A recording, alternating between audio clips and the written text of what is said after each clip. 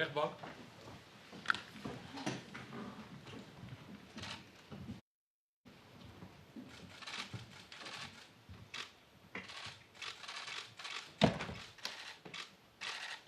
Neemt u plaats.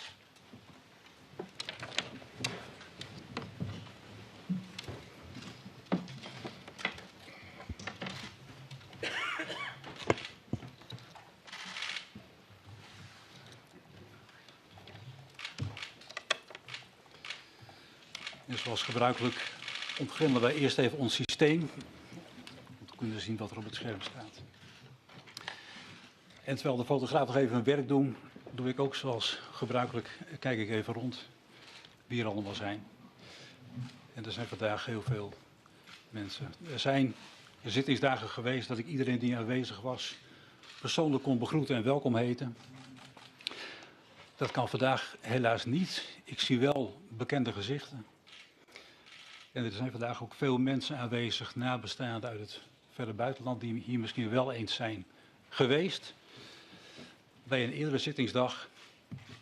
En die ik ook nu wel herken als ik zo kijk, ook boven in de zaal, van het spreekrecht, waarin u ook online hier aanwezig was. Dat om te beginnen. En dan wacht ik nu echt even tot de fotografen echt klaar zijn.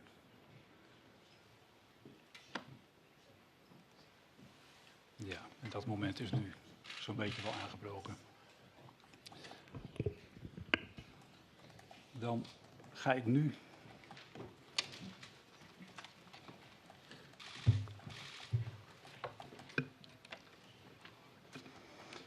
beginnen met de echte zitting. Dames en heren, goedemiddag. De zitting in de strafzaak MH17 wordt vandaag voortgezet. En vandaag doet de rechtbank Den Haag uitspraak in die strafzaak. En zoals de rechtbank op 9 maart 2020 constateerde dat dit een strafzaak is waar velen lange tijd naar hebben uitgekeken, zo zullen even zoveel hebben uitgekeken naar deze dag waarop de rechtbank uitspraak doet. Dat zal ook de reden zijn dat vandaag zoveel belangstellenden aanwezig zijn. Niet alleen zijn vanzelfsprekend officieren van justitie, de verdediging van Pulatov en leden van het rechtsbijstandsteam aanwezig. Even iets op mijn scherm. Maar ook veel nabestaanden en heel veel buitenlandse vertegenwoordigers. En er is veel belangstelling van de pers. Ik heet u allemaal welkom vandaag bij de zitting hier in de zittingszaal en in de andere zittingszalen in dit gebouw. Dat geldt ook voor de kijkers via de livestream, die vandaag niet alleen in het Engels, maar ook in het Russisch is te volgen. Voordat de rechtbank haar beslissingen zal mededelen, stelt de rechtbank vast dat ook vandaag, bij de hervatting van het onderzoek ter terechtzitting, dat op 22 september 2022 is geschorst, geen van de verdachten is verschenen. Wel zijn aanwezig de raadslieden van Pulatov en zij hebben de rechtbank op voorhand laten weten dat zij uitdrukkelijk gemachtigd zijn. En zijn zaak wordt daarom op tegenspraak voortgezet. Adversarial proceedings are resumed. The three other defendants, Yerkin, Dubinsky and Karchenko, have been informed of today's hearing, and their cases are continued in absentia.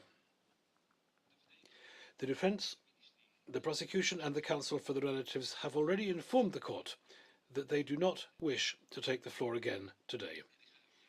May I assume that this is still the case? I'm looking explicitly at defendant Pulatov's counsel. I can see you nodding.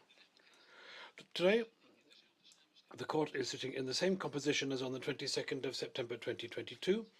Other than that, today only the three judges pronouncing judgment are present, as well, of course, as the clerks. The court now concludes the trial in all four cases and will pronounce judgment shortly. And this judgment will conclude this criminal trial before the court. The court has repeatedly observed that this is an unusual case. You could say that this case and some particular moments in it have made an unforgettable impression. At the same time, this criminal trial is held according to the normal rules of Dutch law. It is on that basis that the court now delivers its judgment in public. As is normal with extensive rulings, the court will not read out the full ruling verbatim, but instead give a summary. It's only the rulings themselves that contain the full decisions and grounds. Now, before the court addresses the question of whether the charges have been proved, we will first deal with a number of procedural points, as required by law. An important procedural question is whether the prosecution was even entitled to prosecute the defendants. Here, the court will consider the conflict already underway in eastern Ukraine in early 2014, the type of the conflict it was, and the application of international humanitarian law, among other things. Next, the court will address the question of whether the file contains convincing legal evidence to show why MH17 crashed, and after that the question of whether the defendants were criminally involved. In addition, the claims for compensation will be discussed and, if the court deems it appropriate, sentence will be passed. Now, in order to keep you in suspension, the court can already declare that it takes the view that the MH17 was brought down by a Buk missile launched from an agricultural field near Pervomaisky. In consequence, all 283 passengers and 15 members of crew lost their lives.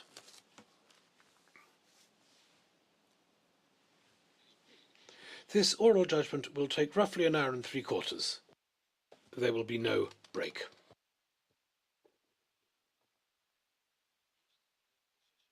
Now the procedural aspects. The summons is valid.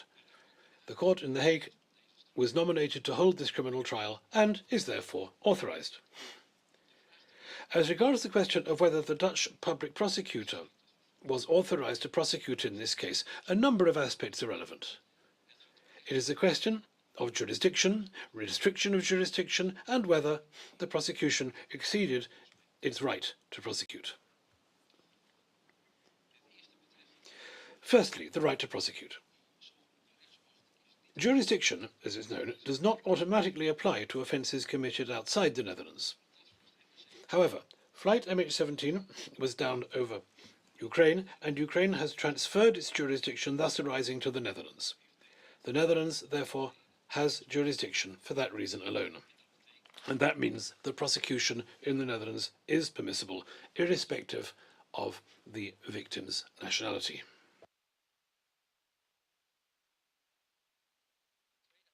The second aspect is the possibility that jurisdiction is restricted according to international humanitarian law, which is also known as the law of war. Boulatrov's counsel did not present any defence under restriction of jurisdiction. The court nevertheless deems it necessary to address this issue because it may be of importance when assessing the prosecution's jurisdiction in all 4 cases. To determine whether jurisdiction is thus restricted in this case, the court must first ascertain whether there was already an armed conflict underway when Flight MH17 crashed, and if so, whether the conflict was international or not. This is because the use of a weapon within an international armed conflict by a member of the armed forces of one of the combatant parties is sometimes permissible in times of war. This member of the military can claim immunity and can therefore not be prosecuted for the use of the weapon or its consequences. An armed conflict might be international in nature from the start, if it is a conflict between 2 states. But a non-international conflict, which appears to be a state and a group, can be considered an international conflict later if an other state is in fact behind the group in question. The court will examine the situation in Ukraine prior to 17th of July 2014, step by step.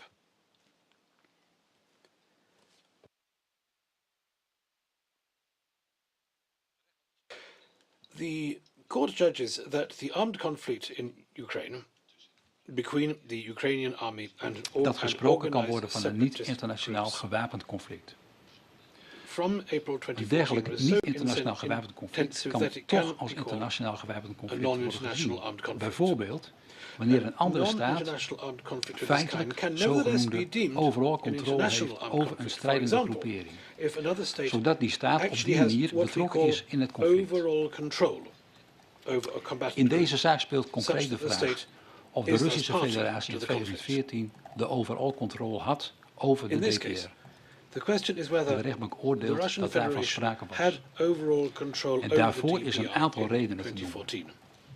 The court judges that this was the case for a number Meerdere of van reasons. de toenmalige leiders binnen de DPR hebben de Russische nationaliteit.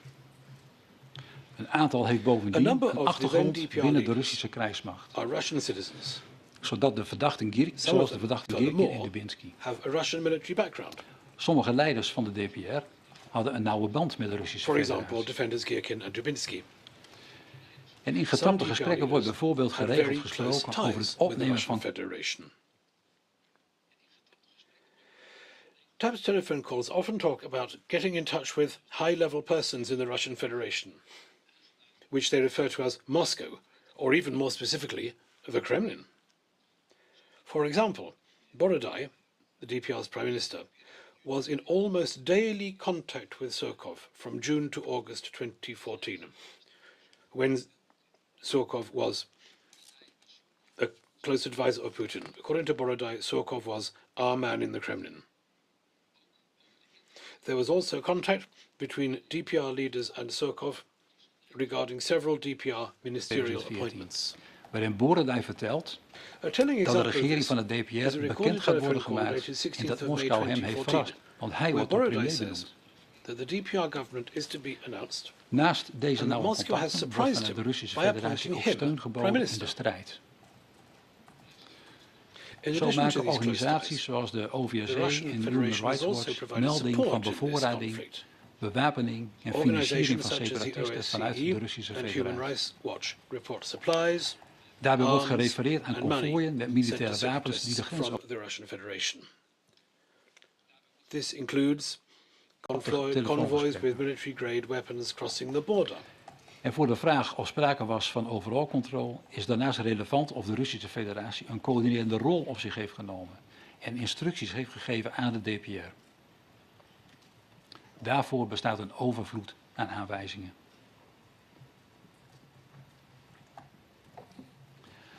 Zo wordt niet alleen aan Moskou gerapporteerd over de situatie in het veld, zoals tegenslagen en behaalde successen, maar ook getuigt een aantal tapgesprekken van planning vanuit de Russische autoriteiten. Op 11 juli 2014 vertelt bijvoorbeeld Surkov aan premier Borodai van de DPR dat hij heeft gesproken met degenen die aan de leiding staan van this whole military story.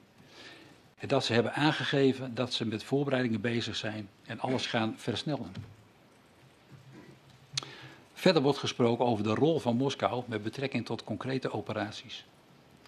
In een getapt gesprek van 4 juli 2014 over de Oekraïnse stad Sloviansk vertelt een leidinggevende van de DPR dat Moskou niet wil dat Sloviansk wordt overgegeven.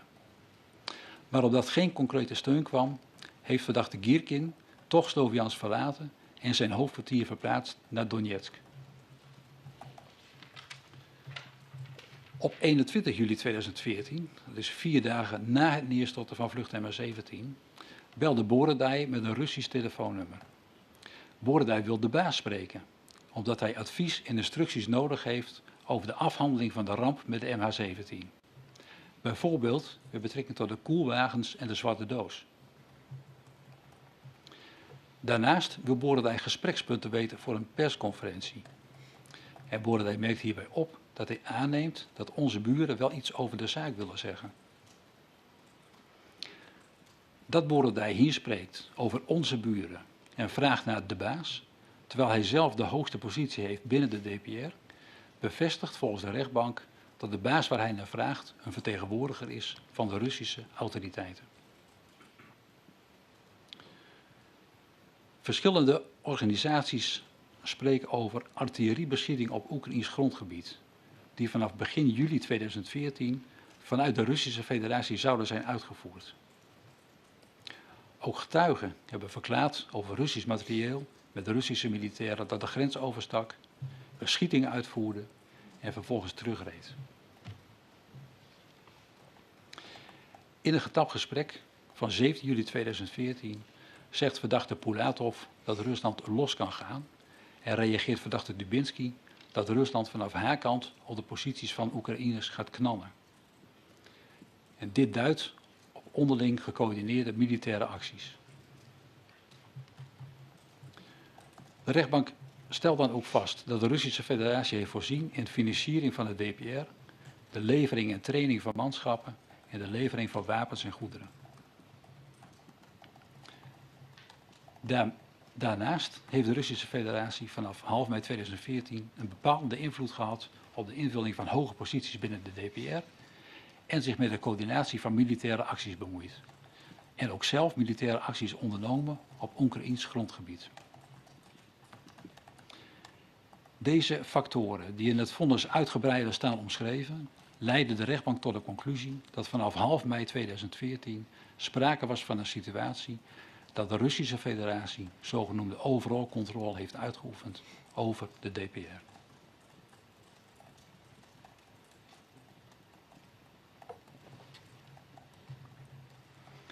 De rechtbank is dus van oordeel dat vanaf half mei 2014 en ook nog op 7 juli 2014 op het grondgebied van Oekraïne een internationaal gewapend conflict plaatsvond tussen Oekraïne en de DPR, waarbij de DPR onder de controle stond van de Russische Federatie. Wat betekent dat voor de positie van de verdachte en de mogelijkheden hen te vervolgen? Zoals gezegd kunnen alleen leden van krijgsmachten van een van de strijdende partijen in een internationaal gewapend conflict onder omstandigheden immuniteit inroepen. De vraag is dus of de DPR en haar leden kunnen worden gezien als onderdeel van de Russische krijgsmacht. Daarvoor is nodig dat de Russische Federatie de DPR accepteert als bij haar behorend en verantwoordelijkheid neemt voor het gedrag en handelen van de strijders onder het bevel van de DPR. De rechtbank constateert dat hiervan geen sprake is. De Russische Federatie ontkent tot op de dag van vandaag elke controle op en betrokkenheid bij de DPR in die periode. Ook de verdachten hebben publiekelijk ontkend destijds onderdeel te hebben uitgemaakt van de strijdkrachten van de Russische Federatie. De strijders van de DPR en dus ook de verdachten kunnen niet worden gezien als onderdeel van de strijdkrachten van de Russische Federatie. En alleen al om die reden komt hun dan ook geen recht toe op deelname aan de vijandelijkheden en daarmee evenmin op immuniteit voor vervolging in verband met het neerstorten van vlucht MH17. De conclusie is dat er geen sprake is van een volkenrechtelijke beperking van de rechtsmacht.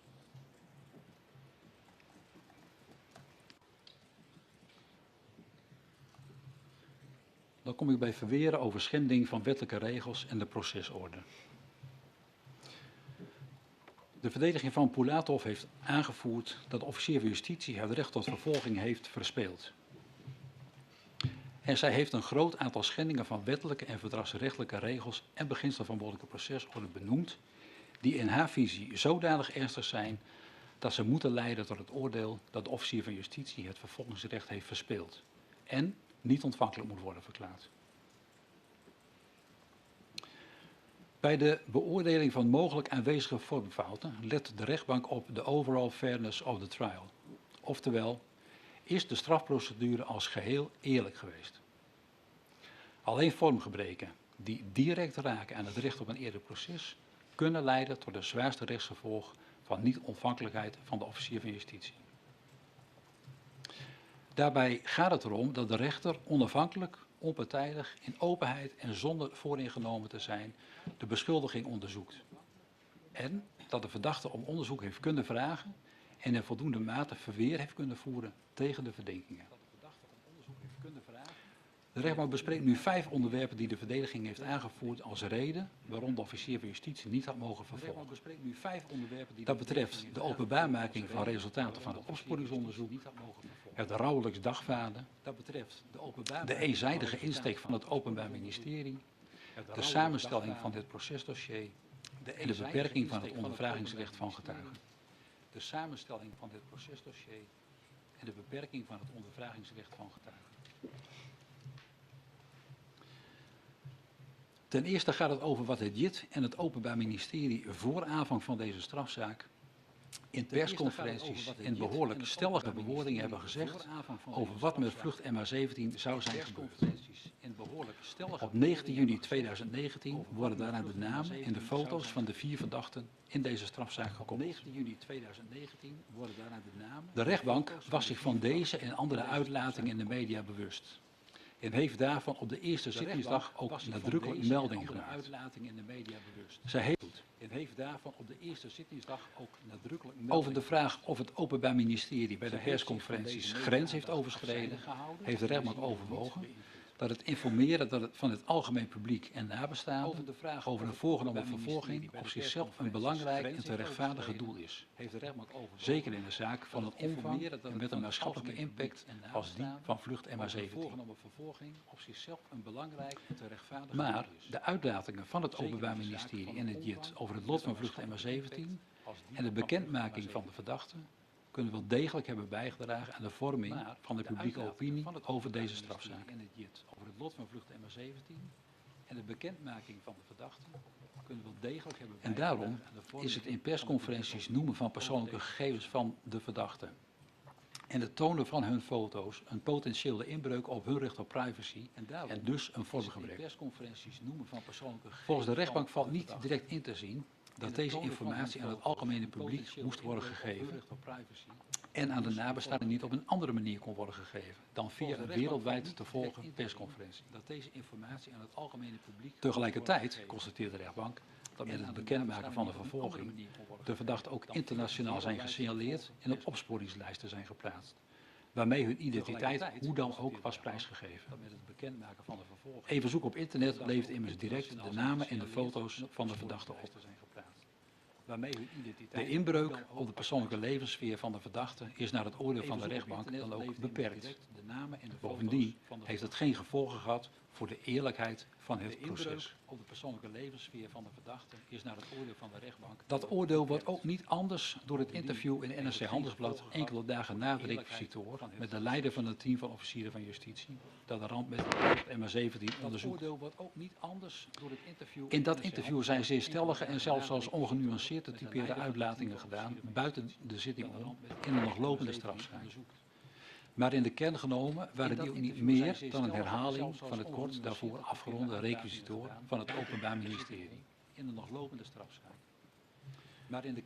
En voor de vrij stellige en ongenuanceerde uitlatingen van andere hoge publieke functionarissen geldt dat deze niet voor rekening en risico van het Openbaar Ministerie kunnen komen. Deze uitlatingen hebben ook geen invloed gehad op het oordeel van de rechtbank in deze strafzaak.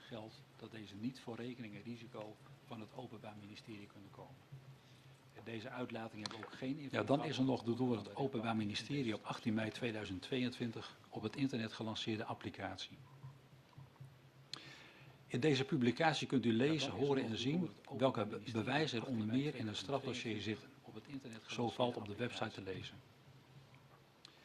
In deze publicatie kunt u lezen, horen en zien. De rechtbank heeft op bewijzen er onder meer in het strafdossier zitten. Zo valt op de website te lezen. De rechtbank heeft op de zitting al haar verbazing geuit over het lanceren van deze applicatie, vanwege het moment en de wijze waarop deze online is gezet. Enige uitleg hierover heeft het Openbaar Ministerie op de zitting niet gegeven. De applicatie is door de manier waarop die is opgezet en vormgegeven in de ogen van de rechtbank geen spontaan instrument. Integendeel. Het heeft juist veel tijd, moeite en voorbereiding gekost. En let op een zorgvuldig gekozen moment en geplande wijze met een breed publiek delen van onder meer stukken uit het procesdossier hoort niet, omdat het dossier nog ter beoordeling onder de rechter is. Het Openbaar Ministerie weet dit en heeft volgens de rechtbank daarom bewust gehandeld in strijd met dat uitgangspunt. En daar komt bij dat nog geen 2 uur voordat deze applicatie online werd gezet, een tot op dat moment bestaande beperking tot kennisneming voor de nabestaanden, dat die was opgeheven. Maar ook nog steeds onder voorwaarden die samenhangen met het voeren van een zorgvuldige procedure. En de publicatie is daarom te typeren als een met voeten treden van een uitdrukkelijke beslissing van de rechtbank. Ook bevat de applicatie geen enkele nuance of enige verwijzing naar de uitgebreide verweren en standpunten van de verdediging over onder meer de bruikbaarheid en de bewijswaarde van ook in de applicatie opgenomen stukken. De rechtbank is dan ook veroordeeld dat het Openbaar Ministerie niet in redelijkheid kan stellen dat met de publicatie van deze applicatie enig strafrechtelijk doel gediend is. Laat staan dat die publicatie het resultaat is van een redelijke en billijke belangenafweging. Het was onnodig en doet ernstig af aan het magistraatelijke optreden dat van het Openbaar Ministerie mag en moet worden verwacht. De last van een behoorlijke procesorde.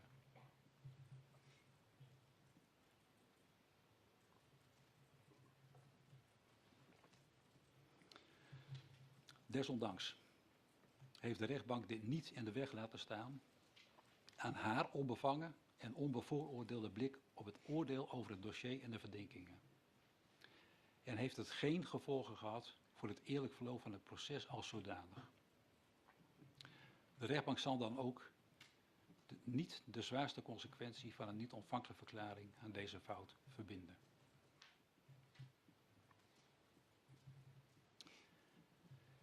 Het tweede onderwerp waar de verdediging op heeft gewezen betreft de directe dagvaarding van verdachte Pulatov, zonder dat hij van de verdenking tegen hem op de hoogte was gesteld.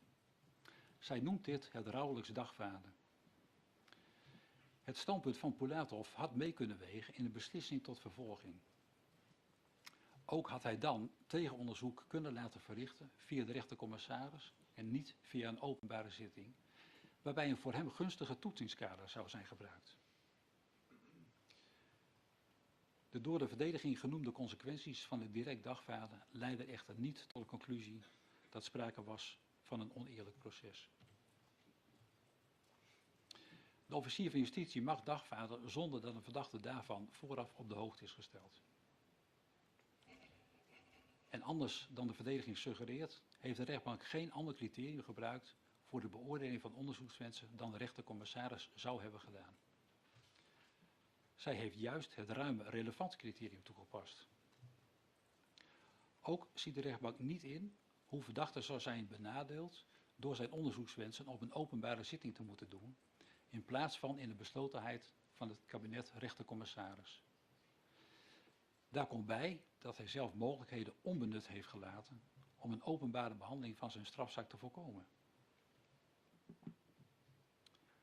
Zo had de verdediging, de officier van justitie, kunnen verzoeken de dagvaarding in te trekken. Of had zij de rechtbank op de eerste zittingsdag kunnen vragen om een open verwijzing naar de rechtercommissaris om onderzoekswensen aan de rechtercommissaris voor te leggen.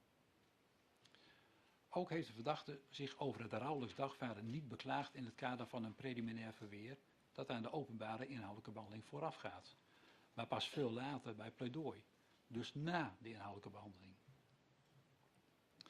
Daarnaast heeft de verdediging van de rechtbank de gelegenheid gekregen, en die ook ten volle benut, om onderzoekswensen voor te leggen aan de rechtbank om zo tegen de resultaten van het opsporingsonderzoek in te kunnen brengen wat zij nodig achten voor de verdediging.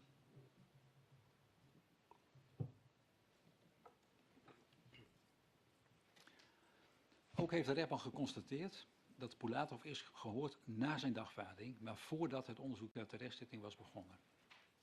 Bij dat verhoor in de Russische Federatie heeft Pulatov niet direct zijn kans gegrepen om zijn kant van het verhaal te vertellen en zo te pogen een openbare behandeling van zijn strafzaak te voorkomen. Hij heeft daar, op advies van zijn Nederlandse advocaten, verklaard zich op zijn zwijgrecht te beroepen. Wel gaf Pulatov aan dat hij wilde verklaren ten behoeve van een Nederlandse rechter. Maar dat heeft hij uiteindelijk niet gedaan. Pulatov heeft met videoboodschappen voor een wijze van eigen inbreng gekozen, zonder aan te geven dat hij zich daardoor in zijn rechten beknot of tekort gedaan voelde. Dit alles bij elkaar genomen leidt de rechtbank tot de conclusie dat het direct dagvaarden geen vormverzuim oplevert.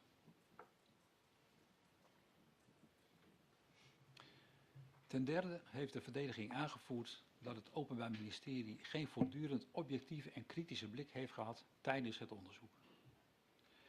Kern van het verweer is dat het Openbaar Ministerie zich heeft laten leiden door uitlatingen van de Oekraïnse Veiligheidsdienst, de SBU.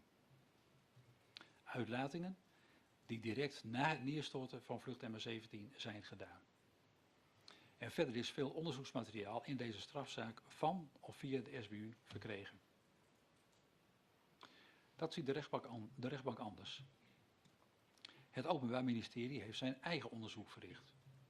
En voor zover gebruik is gemaakt van door of via de SBU ingebracht onderzoeksmateriaal, heeft het Openbaar Ministerie de herkomst van dat materiaal nadrukkelijk onderkend. En dat heeft geleid tot behoedzaamheid in het uitvoeren van verificatie- en validatieonderzoek.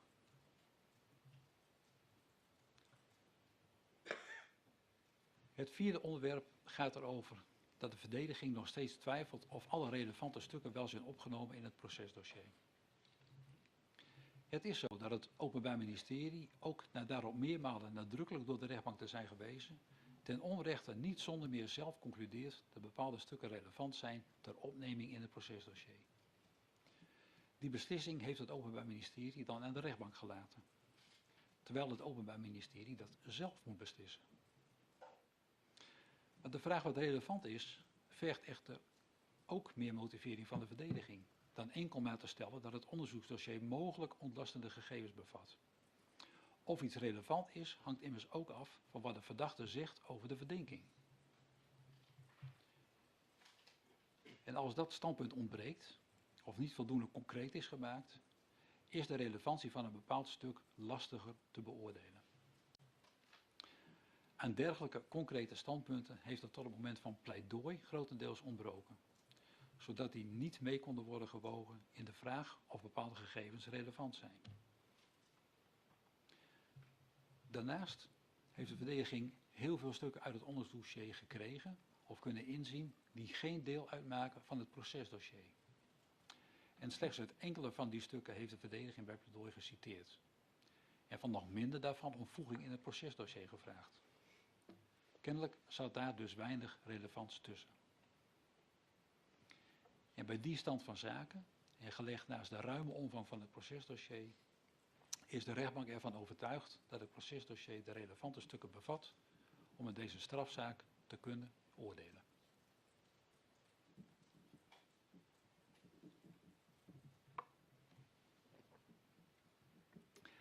Het vijfde onderwerp tenslotte is de stelling dat de verdediging van Pulatov door het zeer beperkte aantal gehonoreerde onderzoekswensen, afgezet tegen het grote aantal getuigen en deskundigen in dit complexe en langlopend onderzoek, zozeer is beperkt in de uitoefening van haar verdedigingsrechten, dat dit in strijd is met het recht op een eerlijk proces. Ook, zegt zij, in de wel toegestaande verhoren te zeer te zijn beperkt in haar ondervragingsrecht.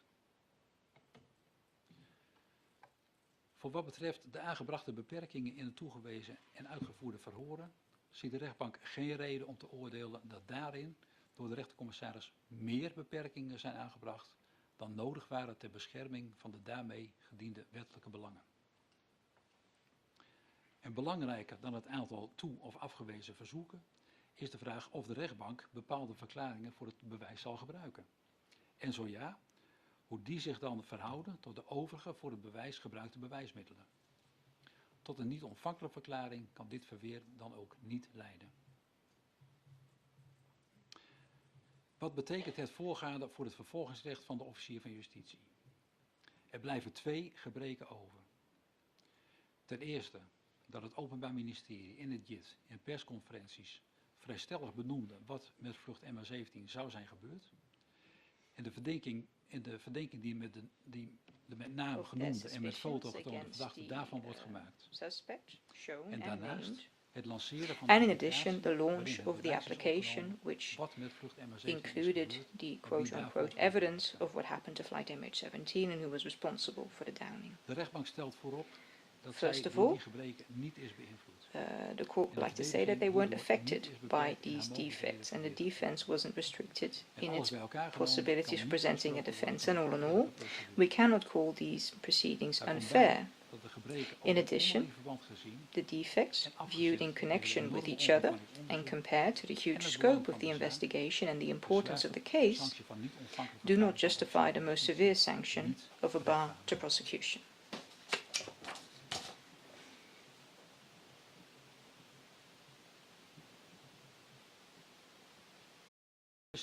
First of all, we would talk about the causes of the crash and then any role the accused may have played. On the 17th of July 2014, in Ukraine, flight MH17 crashed. The crash killed 283 passengers and 15 crew members. The court considers it has been proven lawfully and beyond doubt that flight MH17 crashed because it was hit by a Buk missile fired from an agricultural field near Pervomaisky. There is ample evidence justifying this conclusion. Important evidence for the conclusion that a missile was fired from near Pervomaisky are photos of a smoke trail, also called an inversion trail. This evidence is supported by the statement of witness M58 and by satellite images of that firing site.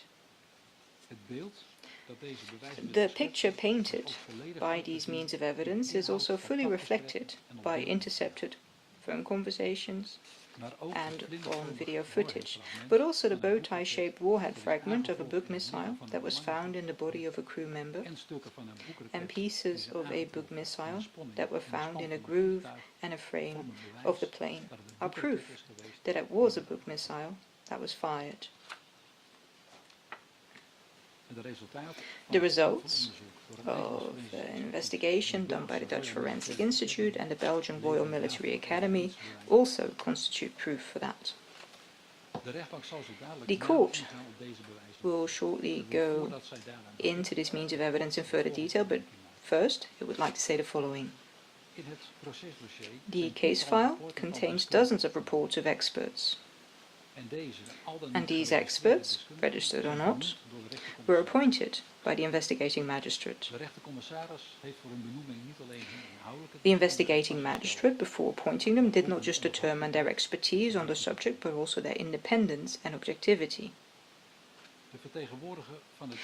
The court considers the representative of the Russian Almaz Ante as an expert on the subject, on the one hand, since Almaz Ante is, of course, the designer and producer of Buk weapon systems.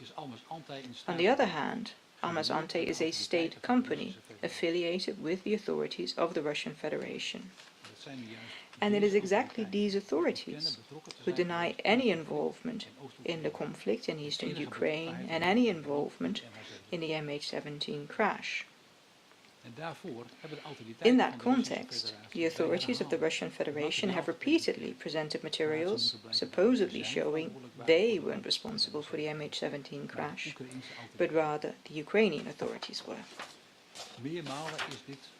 However, this so-called proof repeatedly proved forged or showed clear evidence of tampering.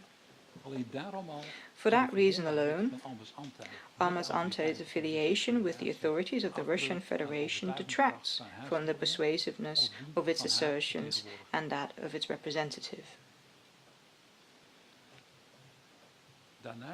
In addition, Almaz Ante as an organization also has an interest in the outcome of the investigation because sanctions were imposed on them in connection with MH17, and the court therefore does not see the Almaz Ante representative as an objective and independent expert as referenced in the law. That does not mean that the findings and conclusions of this representative are without value for that reason alone. However, to persuade the court of the accuracy of its findings, Almaz Ante should not simply have made assertions, but should have substantiated its findings in a clear, insightful and verifiable manner. They failed to do so. The sole reference to its years of experience and many reports about their own investigations are not sufficient to make the court doubt the results of the expert investigations which were done by experts that were objective and independent. The reports from an American agency submitted by Pulatov's defense did not manage to sway the court either. What these reports basically come down to is that based on the starting points and findings of Almas Ante, they repeat the conclusions drawn by Almas Ante without any reasons given or independent investigation. And as will become clear, these reports therefore have no added value.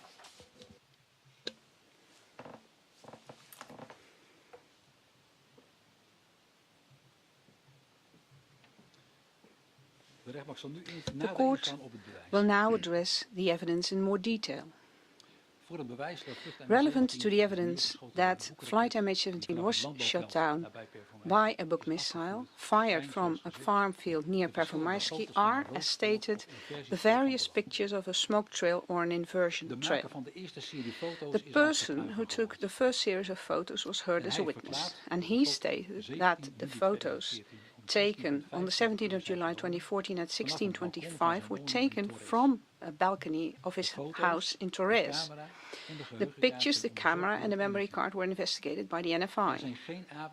There were no clues found that the image on the relevant photos was tampered with. The time at which the photos were taken was verified by the Royal Netherlands Meteorological Institute, KNMI. Based on the investigation into the landscape characteristics on the pictures, the court concludes that these pictures were taken in Torres and that the inversion trail originated from the direction of Pervomaisky. These conclusions, combined with the time at which the photos were taken, and based on the position of MH17 at the time it fell off the radar, justify the assessment that these photos show the inversion trail of a missile that was fired from the direction of Pervomaisky towards MH17 at around the time that MH17 crashed. Moreover, the file comprises two other pictures of an inversion trail that were found on the internet. The person who took these pictures has not been identified. However, it was established that the photos would have been uploaded on the 17th of July 2014, and as so-called file modification date 17 July 2014, 16:22 would apply. The landscape characteristics on these photo locate the photographer in the center of Schnitze and point clearly to an inversion trail towards the south where Pervomaisky is located. These pictures were also investigated by KNMI. The pictures taken in Torres and Schnitze individually only indicate a direction of the origin of the inversion trail. However, considered in coherence and taking into account the slope in the landscape, these directions intersect slightly to the west of Pervomaisky.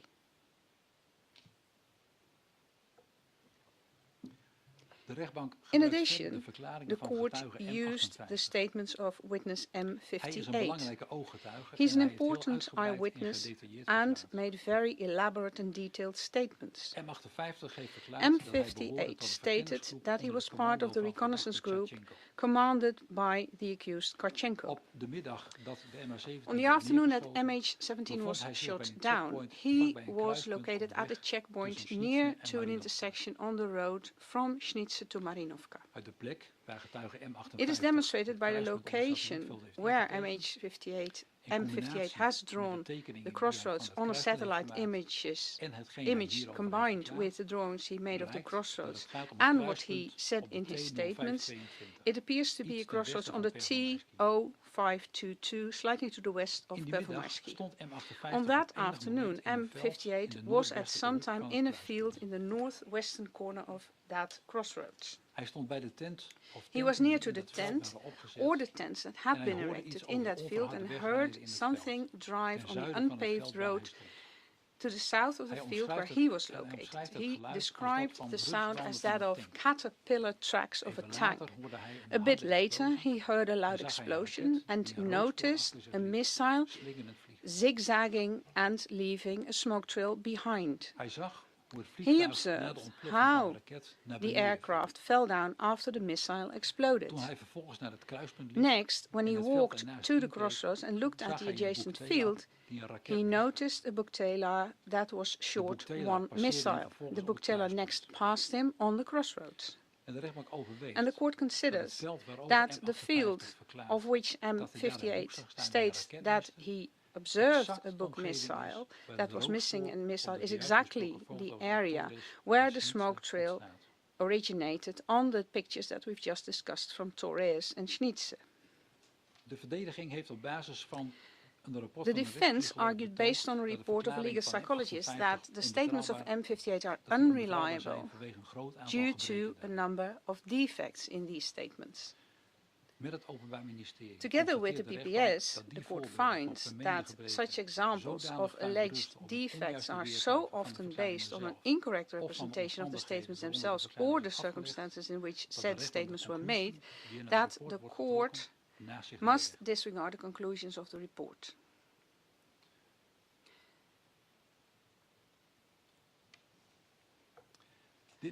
However, this does not entail that the court shouldn't discuss the reliability of witness M58 and his statements itself. In this regard, the court would like to remark the following. The accuracy of the statement by M58 with regard to his participation in combat on the side of the DPR could be verified on many topics, not merely by means of public information, but also by means of information that has not been shared with the public. And that is why the court sees no reason to doubt his statement about said participation. This also applies to his presence on the relevant crossroads on the day that MH17 crashed.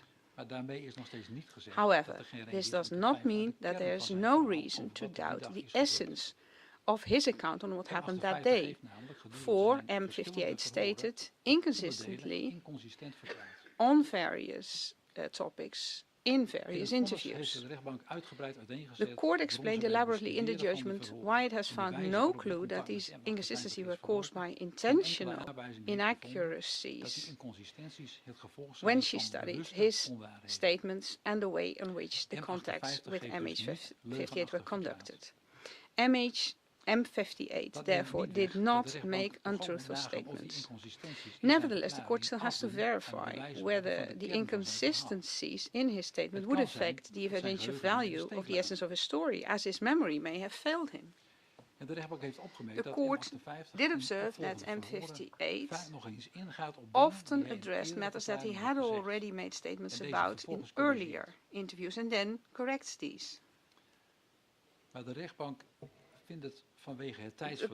Due to the lapse of time and the hectic situation, the court does not deem it surprising that M58 is somewhat insecure.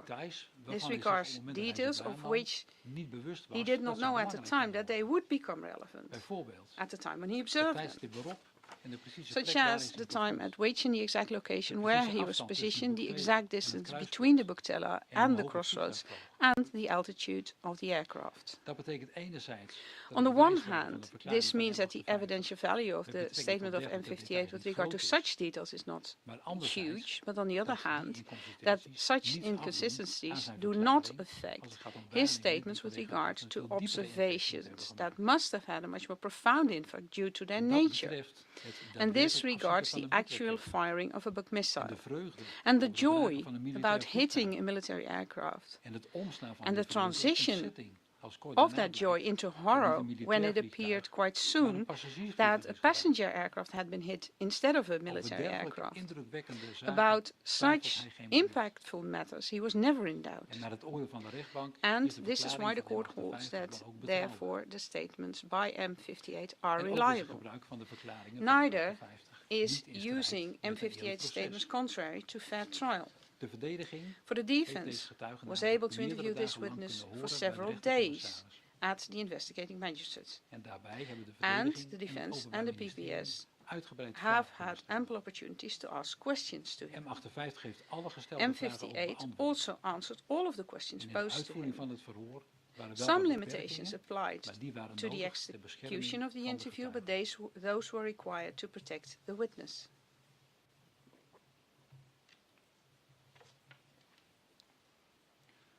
Verder staat de verklaring Moreover, van M58 the in de statement totale of M58 bewijsconstructie is niet not alleen. isolated in the Het total bewijs bevat namelijk evidential ook structure, gevalideerde foto's, for the evidence video's, also comprises tapgesprekken, validated zendmastgegevens pictures, en videos, deskundige intercepted rapporten. conversations, transmission mass data, and expert Zo reports. bevat het dossier ook een The analyse file van includes an satellietfoto's van het analysis of landbouwveld. satellite images of the farm En deze field, geeft and steun it aan supports de the conclusion M58 that nabij the het farm landbouwveld field de afvuurlocatie is. indicated by M58 was the firing Ter site. vergelijking van de From a satellietfoto's comparison van of the dit satellite landbouwveld, images of gemaakt op this 16 juli, farm field met die made van on the 16th of 20 en July 21 juli to 2014, those made on the 20th blijkt dat and meerdere 21st of wijzigingen zijn July opgetreden in die demonstrate periode, that die kunnen various duiden op changes het have tussentijds occurred in that afvuren van een period raket. that may indicate the intermediate firing Daarbij of a gaat het missile. om een donkergekleurd This driehoekig pertains deel to van a het veld dark-colored triangle de patch noordwestelijke in hoek. the northwestern corner of the En de field. journalist die op And the 22 juli journalist 2014 who dat deel observed van het and veld heeft filmed gezien en that part of gefilmd, the field on the sprak over 22nd of July brandsporen. 2014 talked about fire En het traces. afvuren van een And boekraket firing a veroorzaakt book een missile steekvlam causes a flame die brand kan jet veroorzaken. that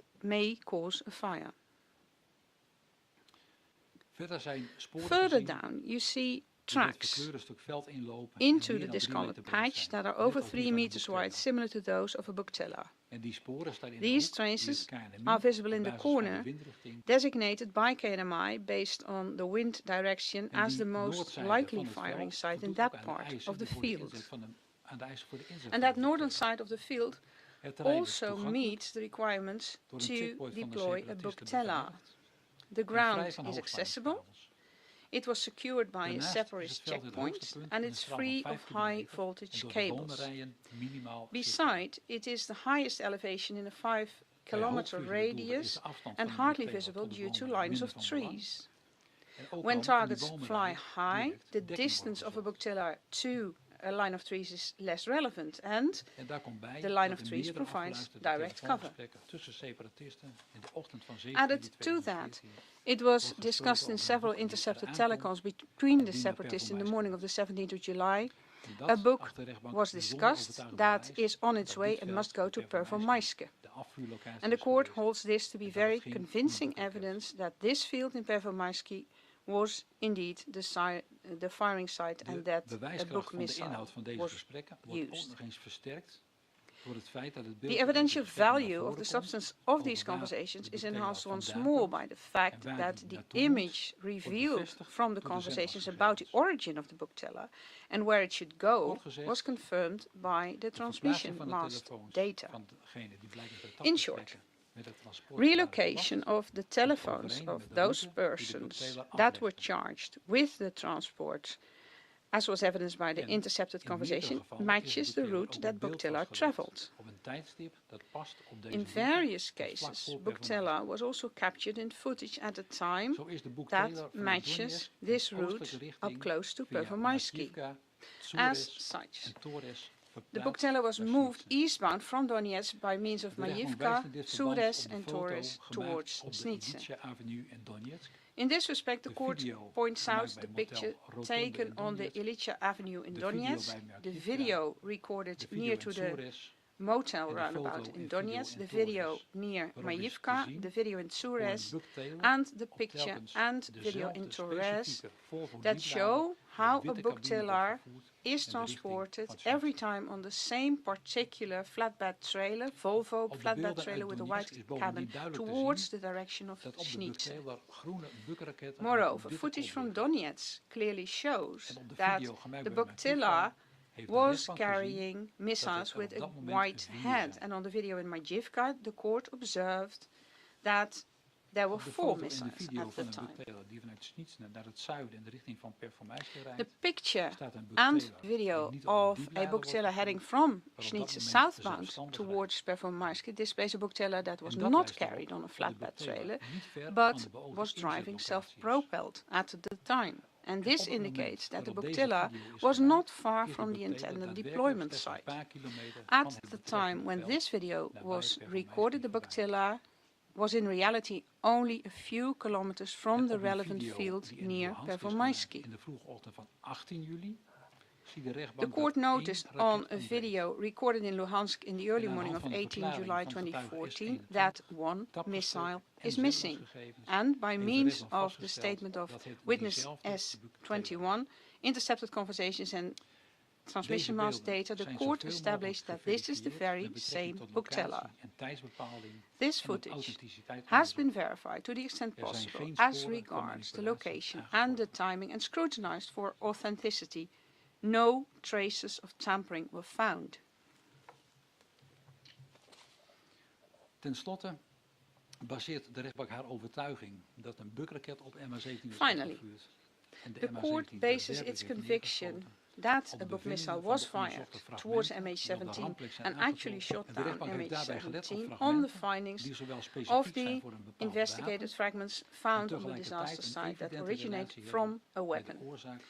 And the court took into account fragments that are both specific to a specific weapon and at the same time have an evident relationship to the cause of the crash. For instance, because they were found in bodies of victims or were stuck in pieces of wreckage and consequently must originate from the weapon. In the body of one of the crew members, a specific fragment was found. The court itself recognized in this fragment a clearly incomplete bow tie shape.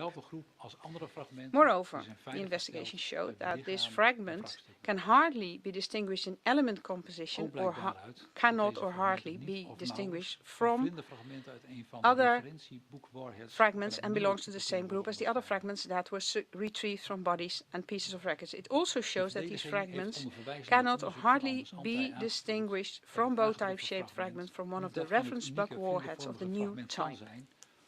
The defense argued, with reference to investigation by Almas Antij, that the fragment that was found cannot be that of a unique bow-tie shaped fragment because it is too light to qualify. However, the court considers that the arena test demonstrated, the arena test performed with a full missile with a Buk warhead demonstrated that warhead fragments will break down in smaller pieces after detonation. Some of these bow-tie shaped fragments with an original weight of 8.1 grams only reached a weight of 2.5 grams after detonation. As such, the fragment that was found with a weight of 5.7 grams was also a bow-tie shaped fragment that is unique for a warhead of the new type.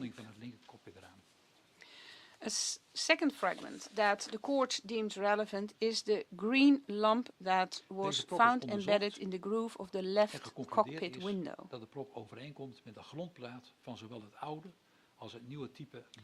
This lump was investigated and it was found that it matches the base plate of both the new and old type of Buk missile.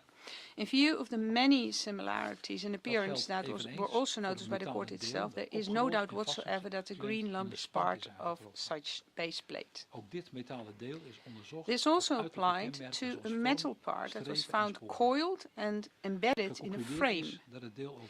This metal part too was investigated for outward appearances such as shape, stripes and traces.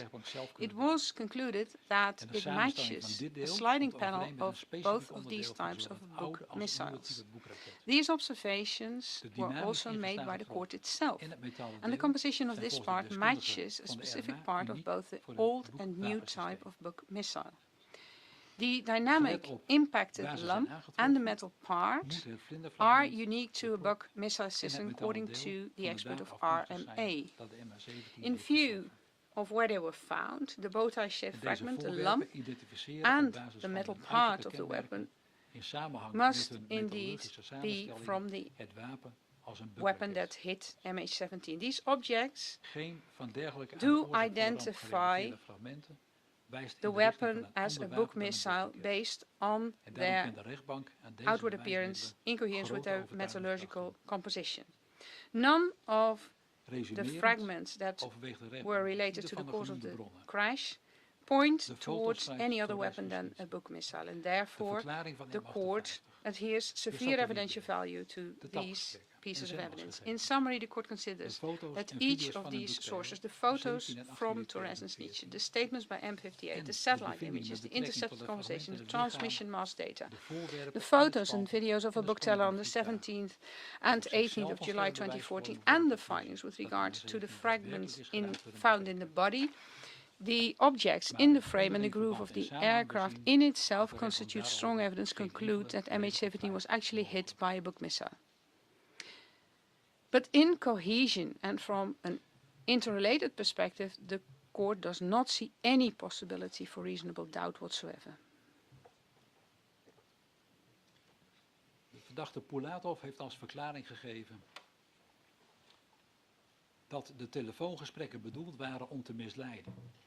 En de vijand de indruk te geven. The accused Pulatov gave an explanation with regard to the telecoms that these were intended to mislead and to make the enemy believe that a Buktilla was present when this wasn't the case actually, at least that the Buktilla would not be operational. The court holds this totally implausible. The evidence used demonstrates that indeed there was a Buktilla with missiles heading for Pervomaisky, and it did indeed fire a Buk missile from a farm field and it downed MH17. Therefore, this defense was more than overruled by the evidence. Some of the accused and other persons suggested outside the courtroom that evidence such as footage and audio material were tampered with. And the court remarks in this respect that it does not terrate to merely a single picture, a video or an intercepted conversation, but a multitude of all types of evidence that was often available really fast. The court holds it inconceivable that such a multitude of evidence of various natures could have been fabricated so fast, so sound and so consistently without leaving any trace. For this evidence was scrutinized by various experts from different fields, from different countries that were not engaged in the conflict, and no trace of tampering was discovered. Dat de Buk-raket moet zijn afgevuurd vanaf een locatie nabij Saroshenska. En daarbij heeft zij verwezen naar Part of the defense have told us that the Buk missile must have been launched from a location near Saroshenska. Here they refer to the findings of Almaz-Ante reports and what the Almaz-Ante representative statements to the subject on the subject to the investigating judge.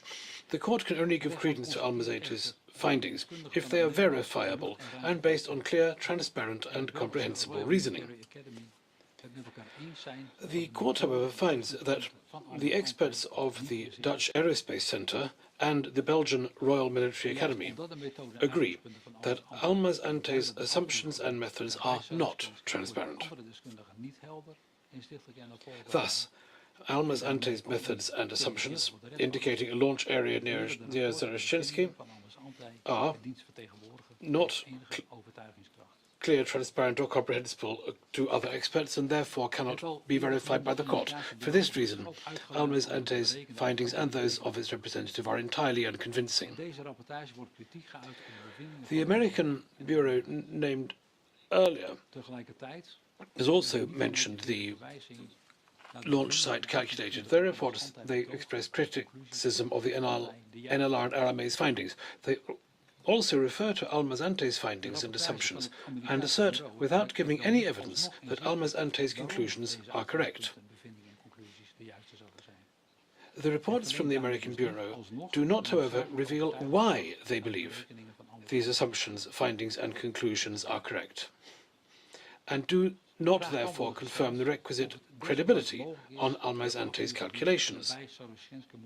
The question remains whether it is nevertheless possible that the launch area is to be seen near Zaroshenski, and whether other scenarios than the main scenario have been sufficiently investigated. In addition to the main scenario, the JIT did investigate other scenarios extensively, but rejected them for several convincing reasons.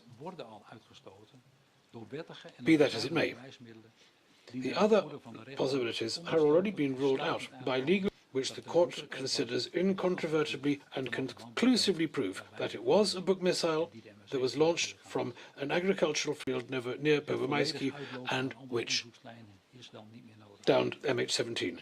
There is therefore no need to exhaust other lines of inquiry.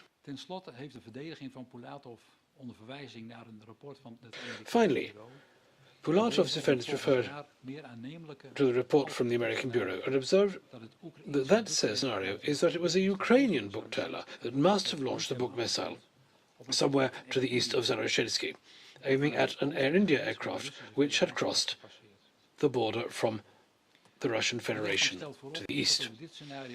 The court first notes that this scenario has already been disproved by the evidence discussed earlier, and therefore does not constitute an alternative scenario compatible with the evidence. But there are further reasons why this fantasy belongs to the realms of fantasy. At the moment of firing, the Air India aircraft was well beyond the range of a booktailer. This means it was technically impossible to launch the book missile. In addition, the radar echoes make it impossible that the book missile's onboard receiver picked up a signal from H-17 while already in flight. The booktailer's radar would have been emitting continuous signals at a 10-degree angle to the east, towards the Air India aircraft, its supposed original target. Because the MH17 was at that moment approaching in another direction, that is, say from the northwest, these signals cannot have reached the MH17 and been reflected by the MH17.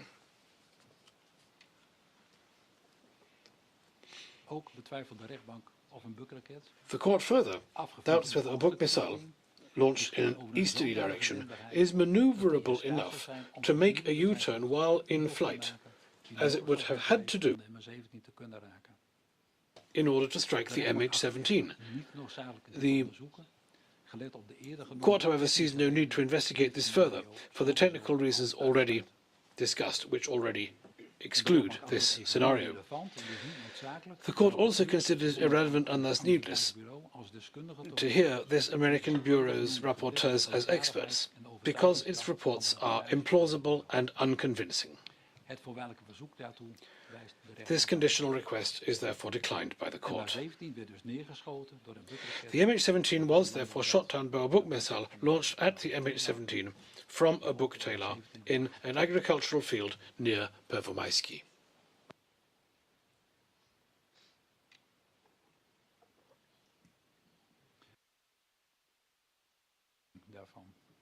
We now move on to consider the defendant's role and the legal interpretation of that.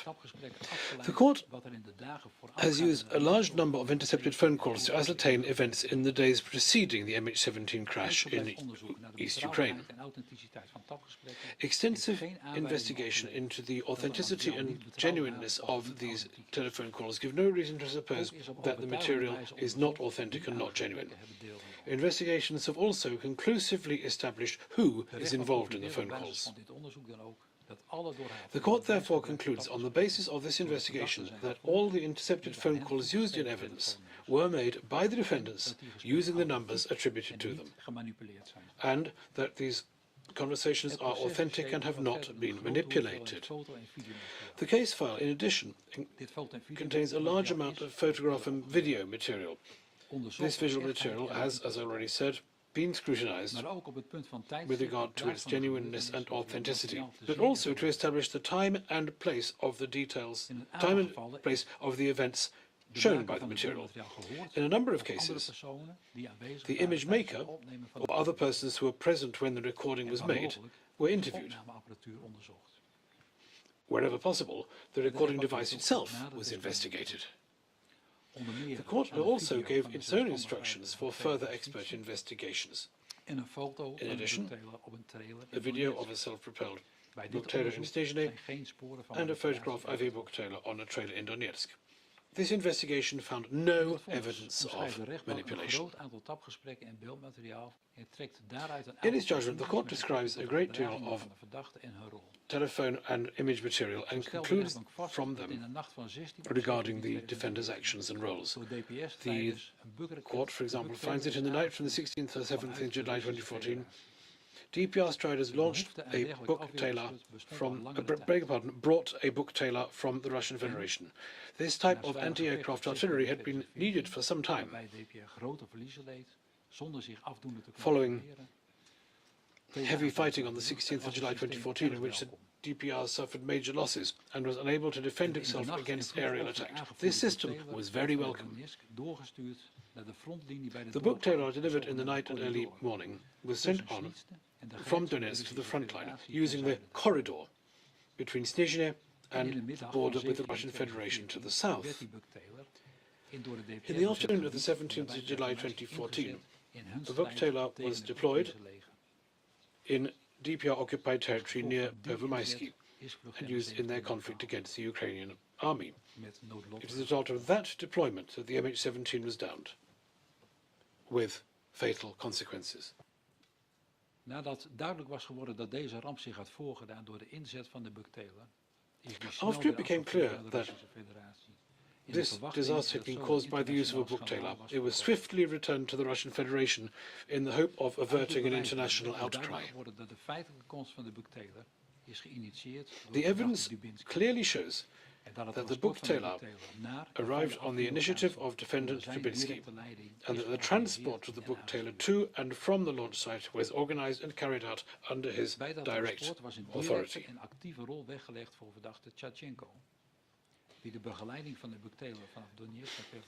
The transport also directly and actively involved Defendant Jarchenko, who supplied and supervised the escort for the book trailer from Donetsk to Pervomaisky. Jarchenko also saw to it that the book trailer was guarded and protected at its final launch site.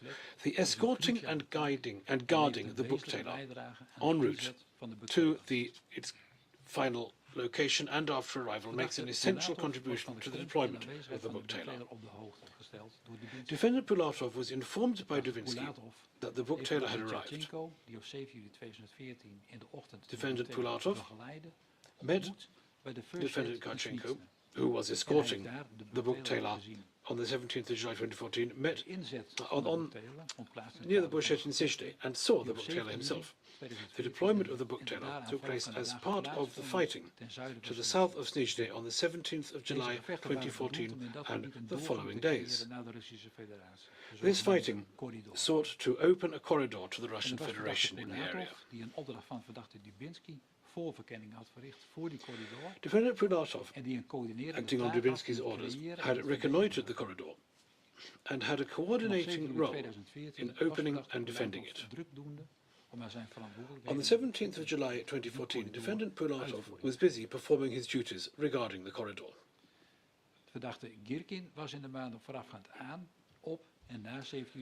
Defendant Girkin was the military leader of the DPR in the months prior to the 17th of July 2014 and thereafter as Minister of Defense. He was responsible for building up and deploying the military arsenal and for the use of DPR troops. He led the fighting against the Ukrainian army, consulted with his commanders on the ground and gave them specific strategic orders. He carried out talks with the LPR and with the authorities in Moscow, and he requested Moscow's help for and during the fighting.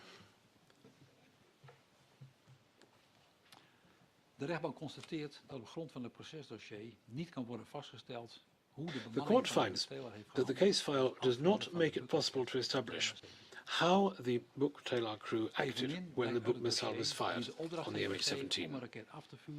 The file also does not reveal who gave the order to launch the missile and why.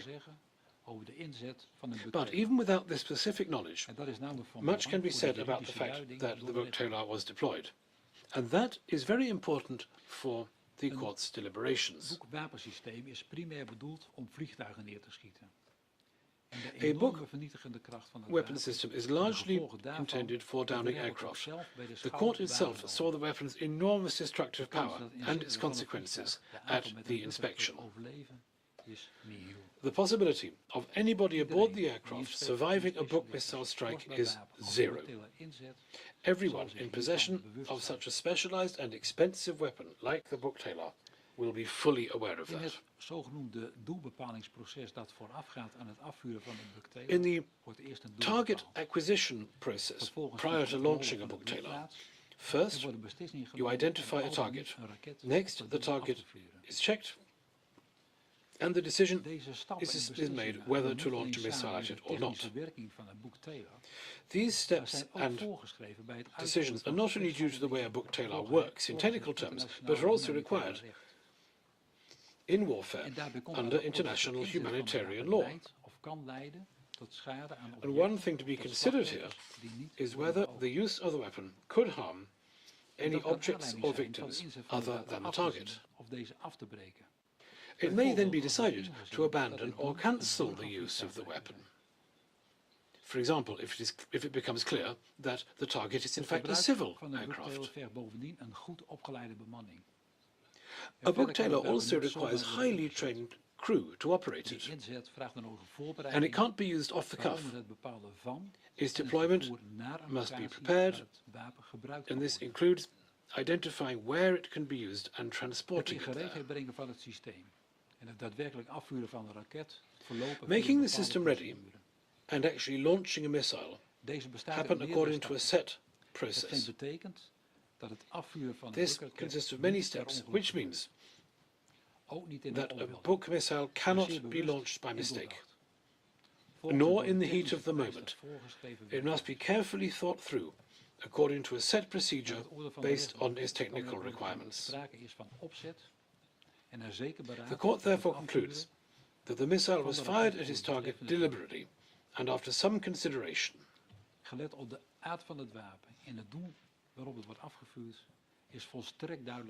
In the view of the properties of the weapon and the target it was aimed at, it is crystal clear what the consequences of the attack will be. That is to say, downing the aircraft and causing the death of all persons aboard it.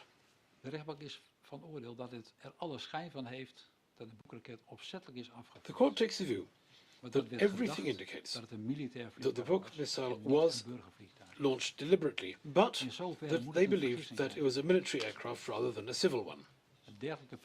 It therefore must have been done in error.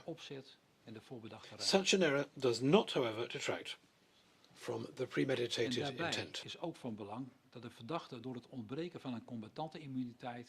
Here it is important that the defendants do not enjoy combatant immunity and were therefore no more entitled to shoot at any type of aircraft than any other citizen, not even a military aircraft, and thus killing the military personnel aboard. This is a criminal act. The criminal act of downing an aircraft and killing the persons aboard was therefore part of the plan from the first.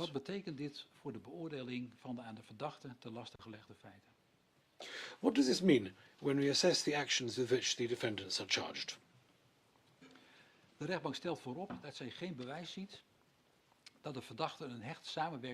court first finds that there is no evidence that the defendants constituted a close-knit criminal gang specifically intending to down Ukrainian aircraft, as prosecution alleges.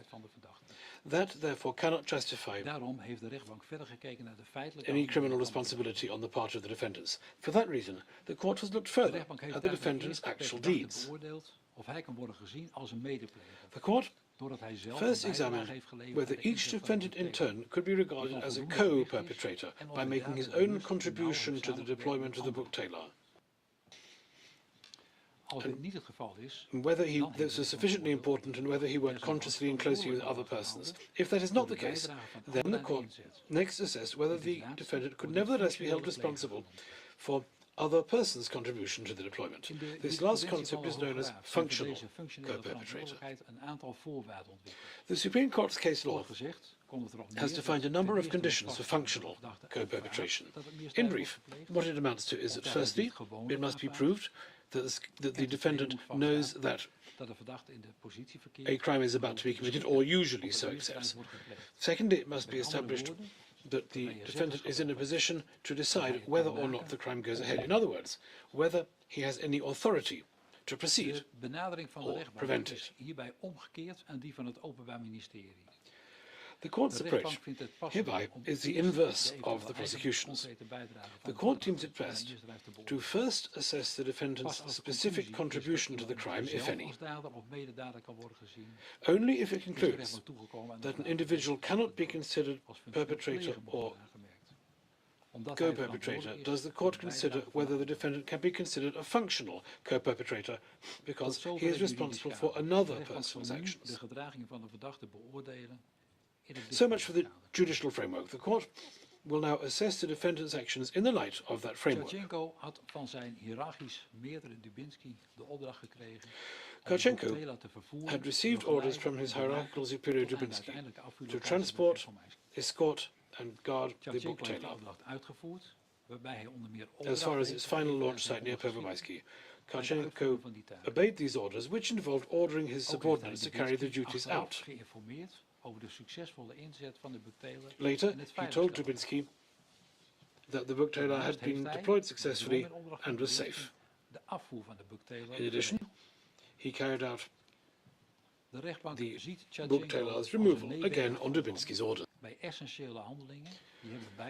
The court sees Karchenko in a leadership position in essential actions contributing to the actual book missile launch. He was involved beforehand and also arranged the booktailer's return to the Russian Federation, and these are substantial contribution to the booktailer's eventual deployment at the launch site. Where Karchenko himself was involved in the actions, he did so in close and conscious cooperation with other persons involved, including the crew. Karchenko is therefore to be considered a co-perpetrator of both charges. In reality and in law, however, he is also criminally responsible for his subordinate's contribution to the deployment of the booktailer. Not only did he know about the plans to deploy the booktailer, but he also ordered his subordinates to make a meaningful contribution, in particular, escorting the booktailer, guarding the booktailer in the field, and afterwards removing the booktailer. The court has already qualified Karchenko's own contribution to the deployment of the booktailer as co-perpetration. The court will now assess whether his leadership of his subordinates qualify him as a functional co-perpetrator. The court therefore declares Karchenko's role as perpetrator under charges 1 and 2 to be proved. Dubinsky heeft als hoge leidinggevende binnen de DPR in de nacht en vroege ochtend van 16 of 17 juli Dubinsky was highly placed in the DPR, and in the night of the 16th and early morning of the 17th of July 2014, he initiated and organized transporting the booktailer from the Russian Federation. And on the 17th of July 2014, he was in charge of transporting the booktailer to its launch site and guarding it. The execution of his instructions he left to his subordinates. He gave them their orders and was therefore in a position of authority as their superior. The court considers this to be of such fundamental importance to the committing of the crime that it can be qualified as co-perpetration. Dubinsky was at least in close and conscious cooperation with Karchenko and the crew, and this is further confirmed by Dubinsky's actions regarding the booktailer's removal after use. Dubinsky is therefore legally and convincingly proved to be co-perpetrator of charges 1 and 2, convincingly and legally. Verdachte Girkin was op operationeel niveau de hoogste militaire leider van de DPR. En daarmee eindverantwoordelijk voor de inzet van de militaire middelen in en voor de DPR. Meaning he had the final responsibility for the deployment of military means by and for the DPR. Met Moskou Intercept phone conversations show that Gherkin was in regular contact with Moscow about materiel and getting concrete military support, including air defense systems and trained specialists in order to keep eastern Ukraine.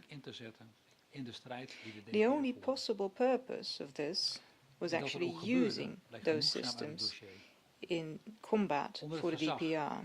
That is what happened is clear from the file.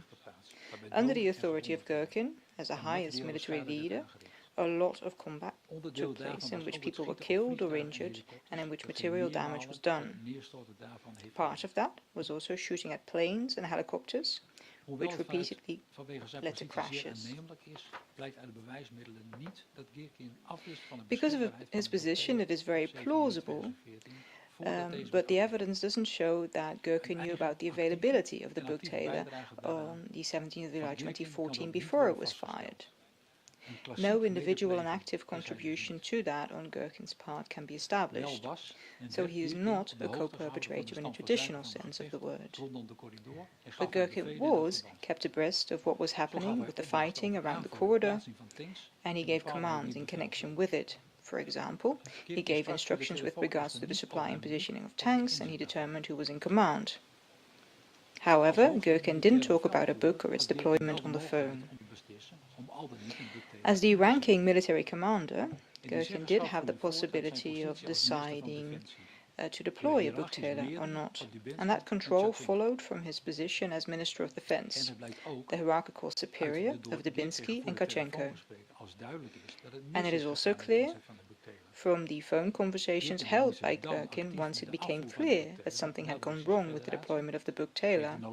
Gherkin then actively became involved in a removal of the book-tailor to the Russian Federation, gave the necessary orders, and maintained contact by phone in order to be updated about whether or not that actually happened.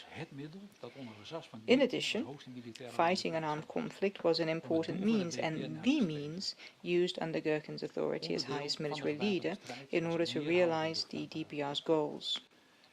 Part of that armed struggle was the downing of aircraft. That the use of military means led to loss of life was a fact of which Gherkin was of course aware.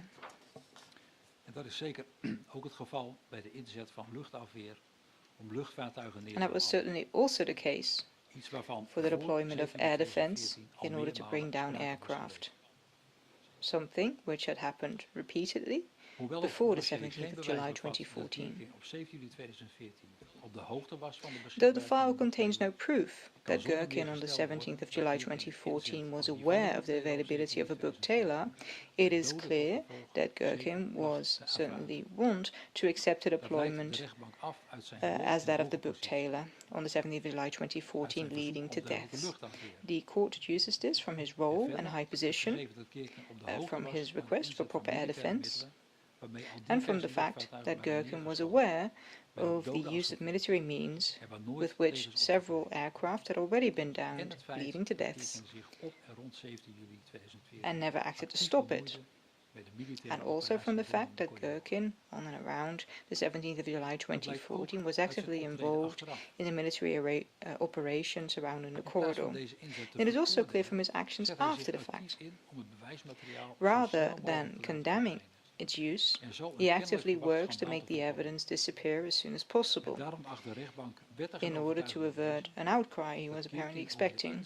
That is why the court considers it proven lawfully and beyond doubt that Gherkin had control over the use and deployment of the book-tailor, and that he was wont to accept that, including the consequences of that deployment. Gherkin therefore qualifies as a functional perpetrator of these offences committed in co-perpetration. With regards to him, this leads to the same conclusion as for Kachenko and Dubinsky, to wit, the principal charges under 102 for co-perpetration are considered to be proven lawfully and beyond doubt. Verdachte Pulatov was in de te lastig gelegde periode gebiedscommandant in de wijde omgeving. Defendant Pulatov, in the relevant period, was an area commander in Snitchna and surroundings. He had men under his command there, and it was his job to effect and maintain the aforementioned corridor. The court finds that that corridor was important for maintaining and strengthening the position of the DPR in the Donbass. Seen in that light, Pulatov, as a coordinator, had an important position and role in that part of the Donbass. The intercepted conversations just cited, considered jointly, show the broader task of managing the corridor consisted at the very least of taking reception of and strategically positioning a number of tanks led by the Vostok battalion and the reception and positioning of the Buk-Taylor. Because in the morning of 17th of July 2014, Dubinsky told Pulatov that Karchenko would bring a Buk-Taylor to Pulatov, and Dubinsky told Pulatov where it was to be positioned, instructing him to coordinate all this. Shortly before that, Dubinsky had given Karchenko similar instructions when he told him he should take the Buk-Taylor to Pervomaisky, and telling him it was his job to escort and guard the Buk-Taylor. The file shows that Karchenko, after receiving these instructions from Dubinsky, did, in fact, start traveling to Snitchna with the Buk-Taylor, where he had agreed to meet Pulatov at the Furchet. That conversation showed that in the early afternoon of the 17th of July 2014, an actual meeting took place between Karchenko and Pulatov at the Furchet in Snitchna. At the moment, Karchenko arrived there with the transport, including the Buk-Taylor. However, the file does not show what happened at the Furchet or was said there. It is clear that Karchenko, after this meeting, simply continued carrying out the instructions he'd already received from Dubinsky. The court therefore cannot determine that Karchenko continued on his travels to Pervomaisky on the instructions of Pulatov, because he had already been given these instructions by Dubinsky, who was the superior of both Karchenko and Pulatov. It is clear that Pulatov didn't stop Karchenko from continuing to execute his orders. It also follows from the evidence that Pulatov, shortly after that meeting, called and was called back by a phone number linked to the crew of the Buk-Taylor. However, no actual contact is made. The court does not see this as evidence of an active and even crucial involvement of Pulatov when it came to the execution of the orders given by Dubinsky, because those phone conversations were never had, and in spite of everything, the instructions continued to be executed. So those failed contact attempts cannot have had a decisive influence on the instruction, or at least that is not something we can determine. The link the prosecution makes there between Pulatov and plane spotters, in our opinion, is speculative at best, and does not in any way justify the conclusion that it shows that Pulatov was a key figure between, on the one hand, the intelligence branch of the DPR and, on the other hand, the crew of the Buk-Taylor. Neither is there proof from which any coordinating on the part of Pulatov in the positioning, guarding or use of the Buk-Taylor can be deduced. It is also clear that Pulatov was not near the firing site on or around the moment where the Buk-Taylor was actually fired. The court therefore does not consider it proven lawfully and beyond doubt that Pulatov made any individual contribution to the deployment of the Buk-Taylor, so he cannot be considered a traditional co-perpetrator like Dubinsky and Karchenko. That leaves the question of whether the defendant Pulatov, like the defendant Gherkin, qualifies as a co-perpetrator in a functional sense. In that context, the court considers that it has been determined that the defendant Pulatov knew about the deployment of the Buk-Taylor in the operation for which he had been designated a coordinator. In addition, there is no proof that Pulatov objected to the arrival and the use of the Buk-Taylor from the moment he knew that the Buk-Taylor was available for the separatists and that it would be used in operations to do with the corridor. That is why the court believes that Pulatov can be said to have accepted the deployment of the Buk-Taylor, so the first requirement is therefore met. With regards to the second requirement, having control over the deployment of the Buk-Taylor, the court finds that Pulatov had received specific instructions from Dubinsky to stay close to Pervomaisky in order to guard the book-tailor that was en route to him and to organize all that. However, as we've said, the instructions to escort the book-tailor to Pervomaisky and to guard it had already been given by Dubinsky to Kochenko as well, just before, and Kochenko actually executed these orders. He escorted the transport from Donetsk via Snitny to Pervomaisky, and he arranged for it to be guarded there. So not only is there no indication that Pulatov's intervention contributed anything to the execution of the instructions given by Dubinsky to Kochenko, there is no indication either that he could have changed anything about it. Regardless of the exact hierarchical relationship between Pulatov and Kochenko on the 17th of July 2014 and whether Pulatov in general could give orders to Kochenko, there is no indication that Pulatov had the authority to change or revoke the direct order given by Dubinsky to Kochenko. His coordinating role in the military operation around the corridor does not put him above Dubinsky. The court therefore concludes that the control required for functional perpetratorship was lacking for Pulatov. In short, in the court's opinion, there is no proof that Pulatov made any actual individual contribution to the use of the book-tailor. Pulatov therefore bears no criminal responsibility for the contribution of others to this deployment, so the conclusion is that Pulatov has to be acquitted of all of the charged variants of both offences. Pulatov's defense has made conditional requests for investigation, and a number of these requests have been discussed separately in this judgment, and in addition the court considers, with regards to the requests not yet discussed, that those requests are not relevant or no longer relevant in view of Pulatov's acquittal, meaning there is no further need for them. Those requests are therefore denied. The same goes for the demand for his imprisonment made by the prosecution. Defendants Gherkin, Dubinsky and Kochenko are found guilty. The court qualifies the facts declared proven in their cases as two or more offences arising from the co-perpetration of intentionally and unlawfully causing an airplane to crash, although this was likely to endanger the lives of others and people being killed as a result of it, and the co-perpetration of murder committed multiple times, to wit 298 times.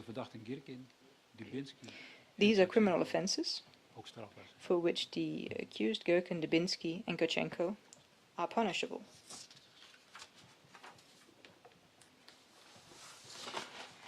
Dan kom ik tot de bespreking van de vorderingen tot schadevergoeding.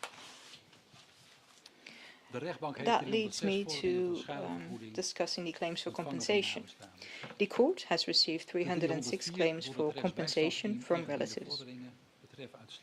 The 304 claims submitted by the Council for the Relatives concern compensation for moral damages exclusively. There were two claims that were submitted by the relatives themselves that, in addition to compensation for pain and suffering, also concern compensation for material damages, to wit for the loss of a laptop and compensation for travel costs to the crash site in the summer of 2014.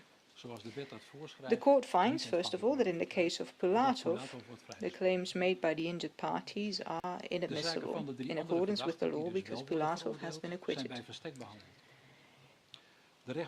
The cases for the other three accused who have been convicted have been heard in absentia. The court is of the opinion that trial in absentia also applies to the claims submitted by the injured parties. The court has the authority to rule on these claims. According to the rules from what is called the Rome II regulation, claims by injured parties arising from wrongful acts must be considered pursuant to Ukrainian law. And pursuant to Ukrainian civil law in 2014, relatives had the right to compensation for emotional damages. In Dutch civil law, the right to compensation for emotional damages only applies if that damage was caused after the 1st of January 2019. The court finds that in the cases of Gerg, Dubinsky and Kachenko, this amendment to the law does not preclude the claims for compensation for emotional damages caused before the 1st of January 2019 from being admissible under Ukrainian law. Now that the accused, Gergen, Dubinsky and Kachenko, have been found guilty of both charges, both the wrongful act and culpability are a given under Ukrainian civil law. There can be no doubt that the wrongful acts of the accused are causally linked to the claims for moral damages by the relatives. All that is left is for the court to determine whether the nature and scope of the damages claimed can be awarded under Ukrainian law. In other words, the type of damage and the amount. According to Ukrainian law, both material and immaterial damages that have been directly suffered by the relatives of a deceased person are eligible for compensation. To be eligible for this compensation, the relative must be a member of the circle of entitled persons. This means the spouses or registered partners, so long as they are not of the same sex. It also includes the parents, adoptive parents, children and adopted children of the deceased, and the persons, including stepchildren, with whom the deceased lived and shared a household. Siblings who did not live with the victim are not eligible. Op 17 juli 2014 werden de benadeelde partijen plotseling geconfronteerd. On the 17th of July 2014, the injured parties were suddenly faced with the death of one or more loved ones as a result of the MH17 crash. It is incredibly hard to take for the injured parties that they must live with the ongoing uncertainty of what must have happened in the last moments in the aircraft, and to what extent their relatives and loved ones were aware of their fate. Through the written victim impact statements and during the right to address the court, it was made very clear what parts the victims played in their families, their extended families, their communities, at school, in the gym, at work, or in their groups of friends, and how much they are still missed in the lives of those left behind. The court has included in its judgment 13 quotes by relatives about that loss and its consequences. Many of the injured parties suffer from persistent bereavement disorder, post-traumatic stress disorder, or depression. The constant attention by the media has also contributed to this. In addition, it has been shown that having to repeatedly bury or cremate a loved one or loved one's remains can result in a feeling of unreality for the relatives, feeling as if it did not really happen, even while knowing full well that the loved one is no longer alive. Furthermore, this court finds that there are other circumstances that must be taken into consideration. For example, the inaccessibility of the crash site, not only for relatives to visit the place their loved ones died, but also for emergency workers.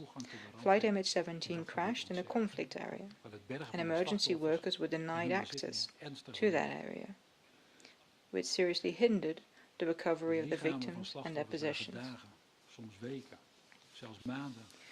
The bodies of victims were left out in the open for days, weeks, or even months, exposed to the elements. This all caused great uncertainty for the relatives, who could do nothing but wait helplessly in the hope that their loved ones and their possessions might be recovered and then repatriated and identified. This waiting to hear if a loved one might be found also caused a delay in the grieving process.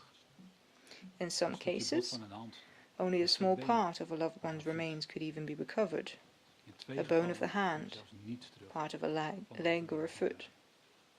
In 2 cases, no part of the deceased loved one could be recovered at all. The explanation of the claims by the injured parties also shows that the accused's stance in the proceedings increased their suffering, besides denying that they played any part in the MH17 crash and the fact that they were not open and did not cooperate with the investigation. They also made a number of negative statements regarding the disaster. These are all aspects that play a part in considering the amount of compensation. In its consideration of the merits, the court has found that the scope of damages has been clearly substantiated, and this scope has not been challenged by the accused.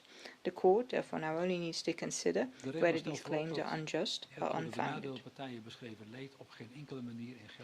First and foremost, the court finds that the grief suffered by the injured parties can in no way be expressed in money. The amount claimed is within the bounds of Ukrainian compensatory practice. Thus the court finds that the amounts claimed for moral damages are not unjust or unfounded. Therefore, the court does not concur with the prosecution's arguments that estimation of the moral damages should be based on the Dutch emotional damages compensation decree, and a lower amount for compensation be considered than was claimed. The court therefore finds that the claimed emotional damages are fully admissible. The court will not apply the exclusion of partners of the same sex stipulated under Ukrainian law, as this exclusion contravenes laws against discrimination. The court will not include payments to third parties in the loss estimate of the claimed moral damages, and will not subtract these amounts from the agreed amounts to be awarded. Under Ukrainian civil law, just as under Dutch civil law, siblings who did not live with the deceased are not eligible for compensation. For that reason, the counsel for the relatives did not submit any such claims. During the hearings, the court observed, however, that many siblings were hurt by this ineligibility and they felt it was very unjust.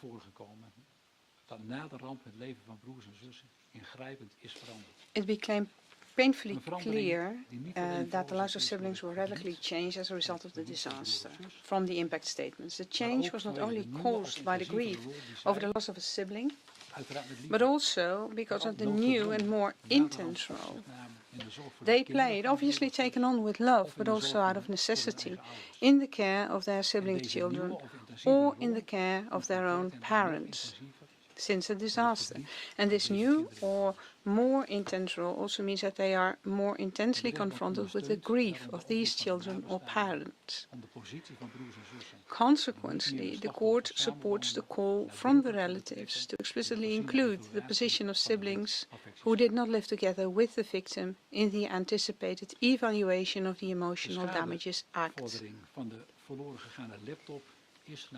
The claim for compensation for the lost laptop is not eligible under Ukrainian law and cannot be taken into consideration therefore. The relatives who submitted this claim therefore have no standing with respect to that part of the claim. The travel and accommodation expenses relating to the visit to the crash site claimed are eligible for compensation as funeral costs, and the court finds these are not unjust or unfounded. This means that the court sentences the accused Jargon, Dubinsky and Korchenko severally to pay compensation to the injured parties totaling more than 16 million euros. The claimed statutory interest will also be awarded, and the court will impose the compensation order to the accused for every awarded claim.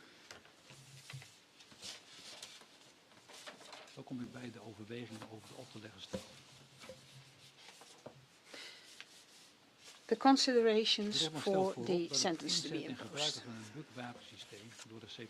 First and foremost, the court states that persons other than the accused may be reproached for the separatists deploying and using a bug weapon system. Indeed, the weapon had to be provided to be deployed. The weapon had to be transported, guarded, and the actual deployment itself must have been planned and implemented. It is the view of the court that anyone who played a role in this bears moral responsibility, at least, for the consequences of the deployment of such a weapon. A weapon which, given its very nature, can cause the devastating result observed during the judicial inspection. That devastation, most importantly, led to the death of 298 people, men, women and children on board. In an instant, without warning, their lives and those of the loved ones seated next to them were cruelly ended. In that moment, these people were robbed of their life and future. The accounts of the relatives make only too clear how the victims were in the midst of life. Their lives were not yet over, or were even barely begun, and their futures could have held so much more. This future was cruelly snatched from them.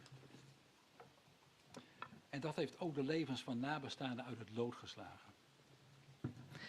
And this threw the lives of their relatives out of kilter, too. With great effect, it was made clear to the court how their lives were completely changed after the MH17 crash. There was life before the crash and life after it, as many of the relatives put it.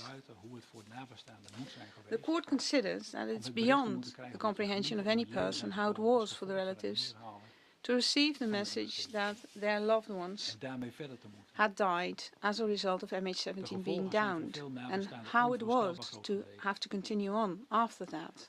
The consequences for many relatives have been unbelievably great.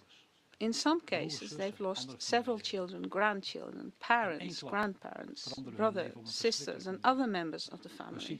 In one fell swoop, their lives changed in a terrible way, a situation that persists to this day and will continue forever. The court does not wish to fail to mention the impact that the crash has had on the local people of eastern Ukraine. They too were confronted with the awful consequences of the downing of MH17 on 17 July 2014. Wreckage and people fell from the sky, in some cases literally through the roof of their homes. There was quite a delay before the victims and relatives began to be recovered and repatriated. This too must have been appalling for them. To this judgment day, no one has come forward to clarify who is responsible or are responsible for this tragedy. The insecurity about the cause of and the reasons why that led to this disaster continue to exist. It is highly frustrating for the relatives, and actually it hampers them to cope with the loss. And once it became clear what had happened on the 17th of July 2014, and the accused realized that a civil aircraft had been downed, causing hundreds of people to die, including dozens of children, all three of them actively engaged in outbound transport of the bacteria to the territory of the Russian Federation. Tourists were involved with support from the Russian Federation. This international scandal had to be prevented. And this conduct by the accused after downing MH17 further characterizes the acts of the accused negatively and aggravates the sentence to be imposed on them. Moreover, in its assessment, the court incorporated that none of the accused have contacted the JIT to make a statement that could have clarified what had actually happened. However, they did express themselves outside the courtroom and the fact that they are accused, but each of them have denied any engagement in this matter. Jargon repeatedly argued and suggested rather subjectively that the soldiers of DPR did not contribute to downing MH17. And furthermore, he keeps totally silent on all matters. he also expressed very painful comments on the passengers of the aircraft that are on the verge of being disrespectful. On various occasions, Dubinsky expressed that he was not involved in the disaster with MH17. He refutes any involvement and casts doubts on the result of the investigation by making unfounded comments about tampering with evidence and non-existent witnesses. This strongly contradicts what the court established with regard to the evidence that is available. All of the above considered by the court demonstrates that he must know better than that. Karchenko has indicated that in the relevant area no bug teller was present and that he never observed it. As such, he also refutes any involvement.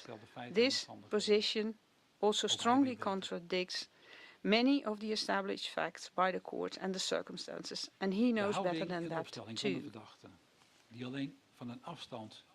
The attitude and position of the accused, who only respond from a distance or dare to respond from a distance, is held by the courts to be lacking any sense and to be disrespectful and unnecessarily hurtful to the relatives.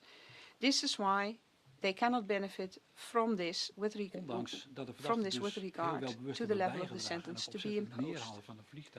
In spite of the intentional contribution by the accused to intentionally downing MH17, knowing it would kill all of the occupants, a military aircraft that would have normally been the target would normally not have 298 occupants. And though downing a military aircraft was not allowed either, the court cannot ignore that downing a military aircraft in the context of the ongoing combat would indeed have a different impact from intentionally shooting a civil aircraft and intentionally killing 298 men, women and children that had nothing to do with the ongoing combat. And although the intent does not affect the seriousness of the charges, of the offence, it does indeed affect the seriousness of the charges. The court holds that the consequences of the offence are so severe and that the attitude by the accused are so detestable that a mere time-prescribed prison sentence would not suffice. The investigation at the hearing did not reveal any facts or circumstances that the court must consider when imposing a sentence. However, the court does see a reason in its decision with regard to imposing sentences by mainly international tribunals, in particular to weigh the individual roles and positions of the accused when deciding an appropriate sentence. And this is why the court also addresses the various roles of the accused, their position and responsibilities within the DPR. In his capacity of Minister of Defense, Gherkin was the highest ranking operational officer in armed combat and as such responsible for his troops. Although it cannot be assessed that he knew about the deployment of this particular Bactella, it could be established that he did approve and support such practices of air defense as they took place under his responsibility. Dubinsky, as the commanding officer, he was the one who can be seen as the co-coordinator and collaborating supervisor engaged in all activities of inbound and outbound transport and deployment of the weapon. He did not only have a high hierarchical position just below Gherkin, but he played a large role and as such he contributed largely to executing the offence. Karchenko is the one who, by executing the orders given by his commander Dubinsky, who was most engaged in the actual execution of these acts that have been proven. In his turn, he also gave orders to his subordinates. And therefore, hierarchically, he was part of the middle management. The court holds that the high hierarchical position and strong coordinating role that Dubinsky had in having the Bactella collected from the Russian border in the night of 16 to 17 July 2014, and its direct employment that same day, as a consequence of which MH17 was downed, as well as his role in the outbound transport of the Bactella, can only be sentenced by a lifelong imprisonment. The court wondered whether the fact that it cannot be established that Gherkin had some knowledge of the deployment of this specific bookteller and did not specifically contribute, whether that would mean that a maximum time prescribed prison sentence would suffice for him. However, the court holds that a time prescribed prison sentence would not do sufficient justice to the responsibility borne by Gherkin in his capacity of Minister of Defense and Supreme Commander and to deploy weapons in the conflict.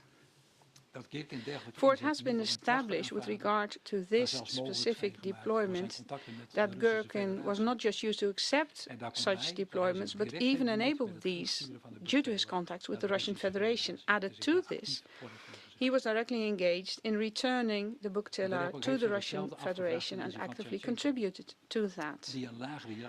The court wanted the same with regard to Karchenko, who had a lower hierarchical position and executed his task on orders of his commanding officer Dubinsky. However, the court also holds in his respect that a time prescribed prison sentence would not do enough justice to his direct and active engagement in the deployment during the entire operation, for he gave the orders to his troops so that the bookteller arrived at the firing site. And he was also personally directly engaged in its inbound and outbound transport and the guarding of the bookteller on the firing site. And the bookteller was taken away that very same evening under his direct command. His lower rank does not counterbalance in spite of all that was considered above, that he should only be given a time prescribed sentence. The charges are too severe, and therefore the court will also impose a lifelong prison sentence to the accused Karchenko. Next, the question remains whether the reasonable term has been exceeded. The court holds that due to the relations between the criminal proceedings and the expeditious dealing with the criminal proceedings against Pulatov, the reasonable term has not been exceeded so much as to take into account in the level of sentence to be imposed.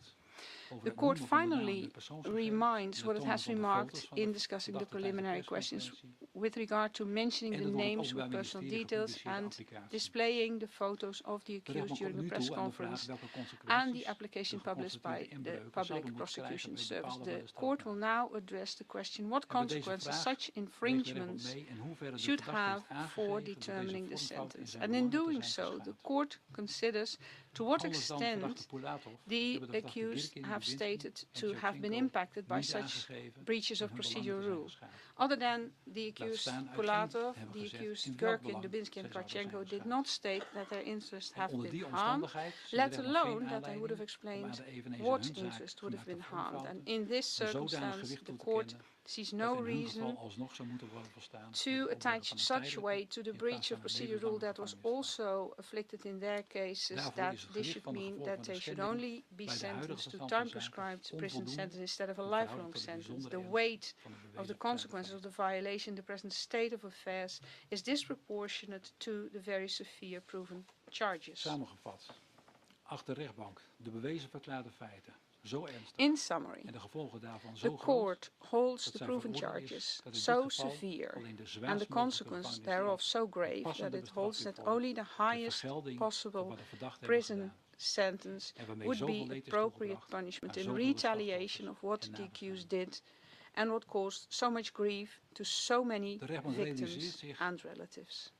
The court is aware that imposing these sentences cannot take away the pain and suffering, but does hope, now that today, exactly 8 years and 4 months after the disaster, clarity has been provided about who is to blame, this may offer some relief to the relatives.